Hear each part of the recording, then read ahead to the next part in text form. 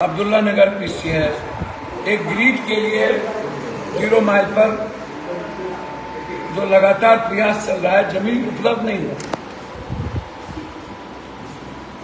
रानी पत्रा में भी जमीन उपलब्ध नहीं हो पाया, बूढ़ी पंचायत में भी जमीन उपलब्ध नहीं हो पाया। तो ऐसा नहीं है, गर्मी इस कदर और 1.5 गुना डिमांड बढ़ गया, नतीजा होता है कि तार पिघल जाता है, ट्रांसफार्मर जल जाता है, और आंधी तूफान यदि आ जाता है लंबे समय, पैर गिर गया तो अब अंदाजा कीजिए कि किसी को जान तो नहीं मार दिया जाएगा। जब तक पता नहीं चलता है कि प्रॉब्लम कहाँ है, कहाँ तार टूटा, तो प्रॉब्लम को सॉल्व करने के लिए, बीमारी को सॉल्व करने के लिए जांच की जरूरत होती है या नहीं? तभी तो आप दवाई चलाते हैं। खपत बढ़ गई तो उसी स्थिति में है। सरकार से लगातार हम बातचीत करते रहते हैं, विजेंद्र जी से, उनके पीएस से, दिल्ली में भी एमडी साहब से बातचीत होती, आज भी राहुल जी से बातचीत की, वो आएंगे नहीं। पूर्णिया के डीएम रहे हैं, उनसे मैंने आग्रह किया है कि आपका लगाव रहा है, वो करेंगे नहीं।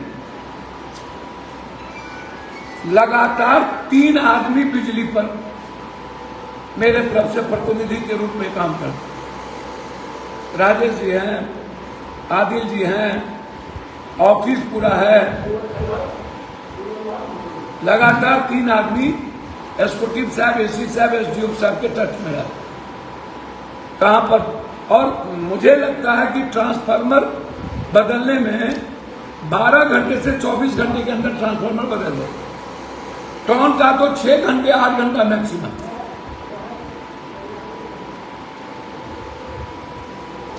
जो लोग हर चीजों में राजनीति करने लगते हैं, लिखने लगते हैं, हम उनसे आग्रह करेंगे, जब ठंडा महीना रहता है तो 1 घंटे भी बिजली गायब नहीं रहती, 2 घंटे भी गायब नहीं रहती, तब तो आप नहीं कहते हैं बिजली है।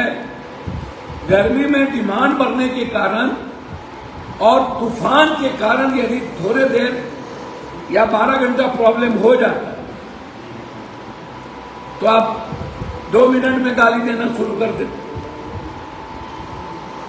भैया आप देखिएगा ना कि जिम्मेदारी के साथ हम आपके लिए खड़े हैं कि नहीं। खपत को भी तो देखिएगा कि इसीलिए अभी हम लोग रात में 3 बजे आए और सुबह हम लोग बैठ करके पूर्णिया, कटिहार, हल्का सब पर विस्तृत चर्चा। और मैं अप्रिशिएट करता हूं अपने एसी और एसकोटी और अपने जूनियर इंजीनियर एसडीओ साहब लोग, जो लोग फोन नहीं उठाते उनसे भी एसई साहब से बातचीत करवा। जलालगढ़ के जूनियर इंजीनियर हैं, कस्बा के हैं, कस्बा कहते हैं, नगर के हैं, एक एसडीओ जो लोकल है, वो यहाँ पर आम आदमी के साथ उनका इंटरेक्शन कम है। ये बात मैंने एसडी साहब और एसकोटी साहब से कही कि जो लोग पूर्णिया के पब्लिक का फोन ना उठाए वो यहाँ रहने के लायक नहीं, वो अपना ट्रांसफर कराए। मैं बहुत क्लियर हूं इस मामले में। जो पदाधिकारी पूर्णिया के पब्लिक को भगवान नहीं समझेंगे, उनका यहाँ कोई जगह नहीं है, कोई भी पदाधिकारी। और ट्रांसफार्मर में 1 रुपया यदि कोई डिमांड करता है दलाल ऑफिस के नाम पर, तो उसकी सूचना मेरे एसकोटी और एसी साहब को तुरंत दी, एफआईआर लॉन्च होगा और वो जेल जाएगा।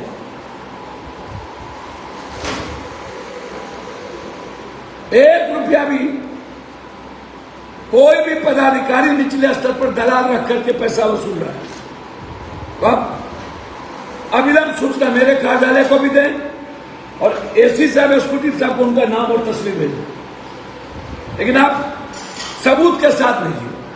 ऑडियो वीडियो, जो पैसा मांगता है उसका ऑडियो वीडियो कोई एक चीज नहीं, कार्रवाई भी होगी, जेल भी जाएंगे। किसी लगातार बातचीत चल रही है, आप बेफिक्र रहें। मेनली होता है क्या सर, पप्पू यादव मतलब बिजली पूर्णिया समस्या? अच्छा, बिजली कहाँ? पप्पू यादव का मतलब अस्पताल, बिजली या बिजली? जी। पप्पू यादव का मतलब विकास, पप्पू यादव का मतलब हर आदमी की मदद, हर आदमी की सेवा। सभी जगह पूर्णिया भवन बना है कि नहीं? न्याय का मंदिर है कि नहीं? पटना में, दिल्ली में। लेकिन पूर्व सांसद तो कहते हुए न्याय का मंदिर है। अच्छा, कौन क्या बोलता है छोड़ दो, वो हमारे अनुज छोटे भाई की तरह बोल रहे हैं और मैं उनको छोटा भाई मानता हूं, तो सब पर छोड़। बहुत गंभीर आरोप भी लगा है। आपने देखा नहीं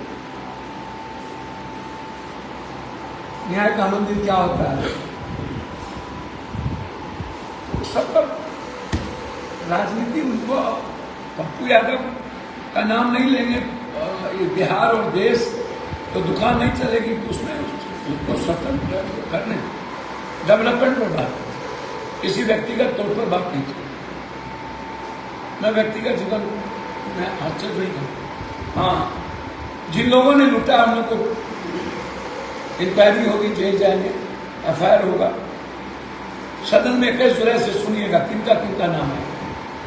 यहाँ पर रजिस्ट्री ऑफिस से एक एक का चीज निकाल, इसलिए 21 जुलाई की बात सुनो। आपने कई बार बोला है कि नगर निगम में भ्रष्टाचार है। हाँ? और क्या कहेंगे? और उनका भी ये कहना है कि सौरा नदी पर यहाँ से वहाँ ये सारा नर्सिंग होम और नकली नर्सिंग होम बना लिया गया। आपको नहीं दिख रहा? ये क्या है? हम तो ये मामला मंत्री जी के सामने उठाए, 2 बार विश्वत्री की बैठक में उठाए।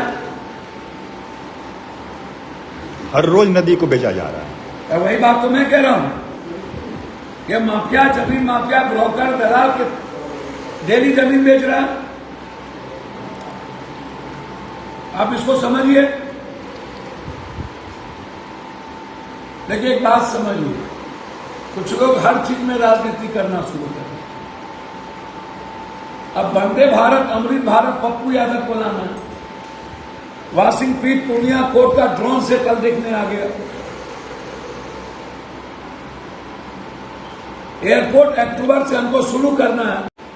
एक भी ट्रांसफार्मर में कोई पैसा मांग रहा है, उस पर एफआईआर हो। कोई भी पदाधिकारी यदि पब्लिक को के साथ बदतमीजी कर रहा है, मैं उनसे आग्रह करूंगा पूर्णिया छोड़ के कहीं चले जाए। ब्लैकमेल करने का और ये पैसा लेन-देन का सब शिकायत मिला था आपको माध्यम से, मैंने हटा दिया। विचार को हटा दिया। जहां भी शिकायत मिलती है, जहां भी शिकायत मिलती है, आप देखिए, जेल भी ह्यूमन बीइंग काम करता है, वो रोड धूप में भी रहता है, एसी में तो रहता नहीं है, फोन भी अटेंड कर। आप प्रॉब्लम होती है।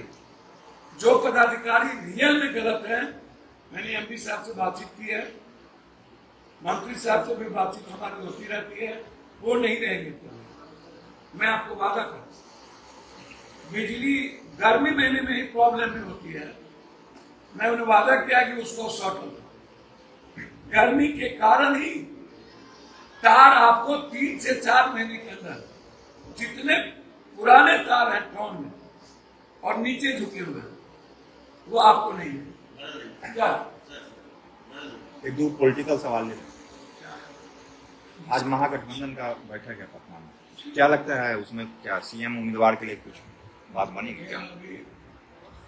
बिहार हुआ नहीं जी, सिंदूर पड़ा नहीं, अब बच्चे क्या उम्मीद करिएगा? अभी बिहार, आप क्या मांग करते बिहार हैं? का अपराध की स्थिति नहीं है, हालात अच्छे नहीं।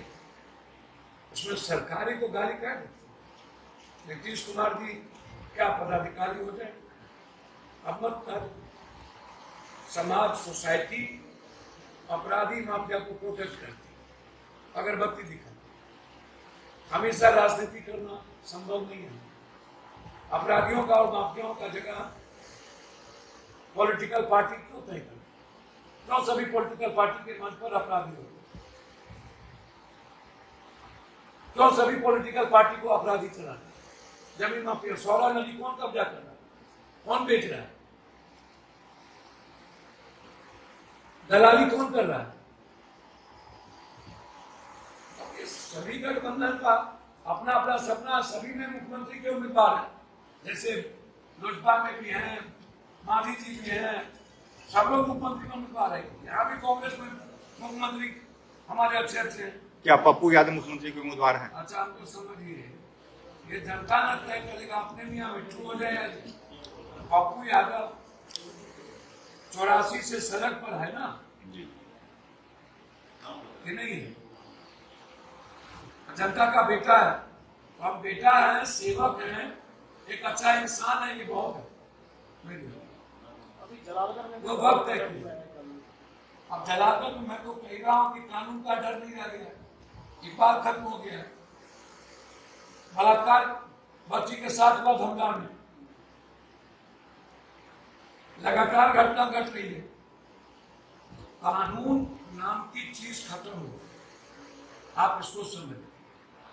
इसके पीछे समाज का, जाति का जहर भी दोषी है, और इसके पीछे पदाधिकारी जमीन, बालू, शराब और ड्रग्स की वसूली, गाड़ी की वसूली के कारण भी एक्सीडेंट बढ़ा है। जब पदाधिकारी थाना वसूलते रहे, लगभग थाना बिहार के वसूली में लगे। भ्रष्टाचार सीमा पर, और भ्रष्टाचार में सबसे ज्यादा ब्लॉक और थाना 100 में 100। क्या आप मानते हैं कि पदाधिकारी लोग ही नीतीश कुमार को बदनाम कर रहे हैं? भैया, इसमें कोई बात नहीं, बिल्कुल। ये दलाली, भ्रष्टाचार, पदाधिकारी के कारण नीतीश कुमार की व्यक्तिगत छवि पर असर है। नीतीश कुमार भी टॉलरेंस नहीं करते। मैं उनके व्यक्तिगत सवाल पर कोई बहस नहीं कर सकता, लेकिन पदाधिकारी ने नीतीश कुमार की सरकार और उसकी इमेज को बहुत पीछे। चिराग पासवान बिहार विधानसभा के चुनाव लड़ रहे हैं, क्या उनको सबको सपना, क्या उनको शुभकामना? सबको सपना होना चाहिए। विरासत में मिली है, तो लगता है कि चलो जो विरासत में मिली, संघर्ष नहीं करना पड़ रहा, तो सब लोग मुख्यमंत्री, प्रधानमंत्री का सपना देखें। हमको भी है कि हम अमेरिका का राष्ट्रपति हो जाए, हम आज नेपाल चले जाएंगे तो 21 साल में प्रधानमंत्री हो जाएंगे। सपना सबको नहीं होना चाहिए। जो आदमी डेली सड़क पर है और बक्सर से लेके किशनगंज तक अपराधियों को चैलेंज हम करते हैं। नरसंहार में पप्पू यादव जाता है, कल हम विक्रम में थे, सिटी में थे, तो तब सारे अपराधियों के खिलाफ आप शहीद हुए सैनिक, जिसका मीडिया ट्रायल था, वहां 1-2 जगह लोग गए नेतागिरी करने। बक्सर में सुनील सिंह को कोई जाकर मदद ही नहीं, तो पप्पू यादव गए ना, दिए ना मदद। हम तो सभी शहीद के घर पर गए। मेरे लिए बिहार की जनता भगवान है और पूर्णिया मेरी जिंदगी है। पूर्णिया के कोई जाति नहीं, कौन गाली देता है, कौन क्या बोलता है, मेरे कोई मैटर नहीं। मैं सदन और सदन के बाद जिन लोगों ने बेईमानी किया, पूर्णिया को लूटा है, वो नहीं बचेंगे। जो पूर्णिया की जनता के साथ गद्दारी करेगा, अपमान करेगा पप्पू यादव, उसको। गोल जहां 27 वर्षों के सफर में 17,000 से भी अधिक छात्रों ने डॉक्टर एवं इंजीनियर बनकर भरे सफलता की ऊंची उड़ान, जहां साधारण छात्र भी असाधारण सफलता प्राप्त कर बना रहे इतिहास। दूरदर्शी शिक्षाविद श्री विपिन सिंह के मार्गदर्शन में मेडिकल एवं इंजीनियरिंग के लाखों छात्रों के लिए आशा की किरण के रूप में गोल्ड रिजल्ट फैक्ट्री